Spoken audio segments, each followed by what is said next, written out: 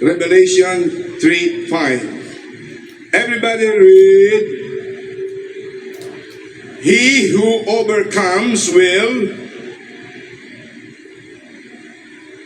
like them, be dressed in white. I will never blot out or erase out his name from the book of life, but will acknowledge his name before my Father and his angels. Listen carefully, please. Sabi ng Diyos, sabi ng ating Panginoon, yung overcomer, yung maging mapagtagumpay hanggang doon sa huli ng kanilang earthly journey, hindi siya bumibitiw sa tunay na Diyos.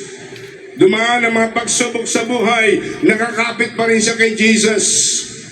Yung maging mapagtagumpay hanggang sa huli, dadamitan ko sila ng damit na puti. Hindi ko buburahin ang kanilang pangalan sa aklat ng buhay sa langit. Hindi ko buburahin ang kanilang pangalan sa registration book in heaven. Hallelujah. And I will present them to my Father and to His angels.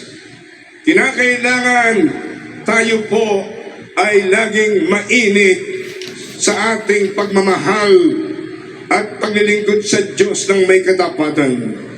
In these last days, gagawin ni Satanas ang lahat para tuksuhin ang mga anak ng Diyos, para manlambot, manghina, manlamig sa kanilang pagmamahal sa Diyos at sa kanilang pagsunod sa mga kautusan at katuruan ng Diyos. Basahin natin ang Revelation 3 verse 16. Revelation 3 verse 16. Everybody read. So because you are lukewarm, neither hot nor cold, I am about to spit you out of my mouth. Ang sabi ng Panginoong Yesus, hindi ka mainit sa pananampalataya, hindi ka malamig. Ikaw ay lukewarm, maligamgam. Anong sabi ni Jesus? Isusuka kita. Napakahirap na mapabilang tayo sa mga lalaki at babaeng nanampalataya sa Diyos, naging maapoy ang ating pananampalataya mula nung tayo ma-born again, meaning to say, spiritually regenerated.